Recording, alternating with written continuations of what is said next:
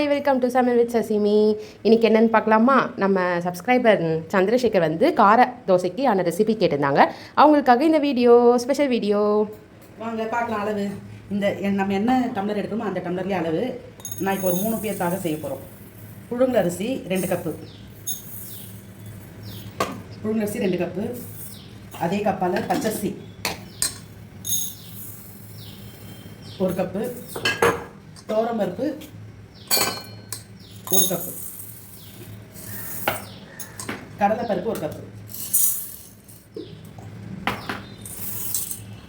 காரத்துக்கு ஏற்ற மாதிரி வரமிளகாய்.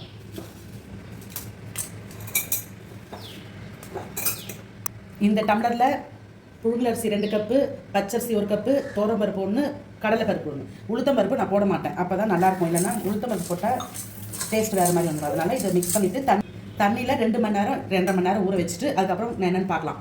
Short commercial break. 2 மணி நேரம் ஆயிடுச்சு. இப்போ அரைச்சிக்கலாம்.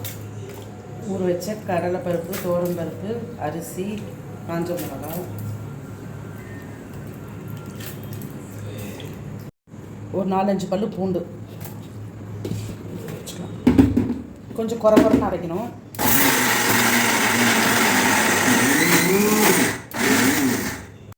இப்போ இதை அரைச்சாச்சு. இதில் வந்துட்டு வெங்காயம், கருவேப்பிலை,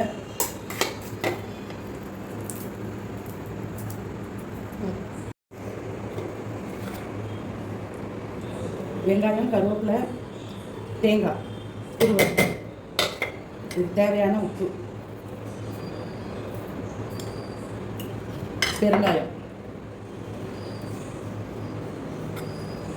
மிக்ஸ் பண்ணி தோசை ஊற்றிக்கலாம்.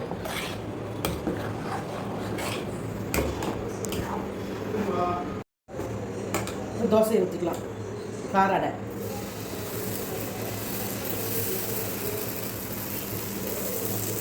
நான் எதுக்கு பூண்டு போடுறேன்னா, பருப்பெல்லாம் கேஸு, அதனால் வந்து பூண்டு போடுறேன். எல்லோரும் போடுவாங்களான்னு தெரியாது.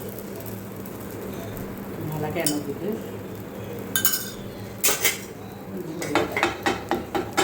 உள்ளெல்லாம் அப்போ தான் நல்லா வேகும்.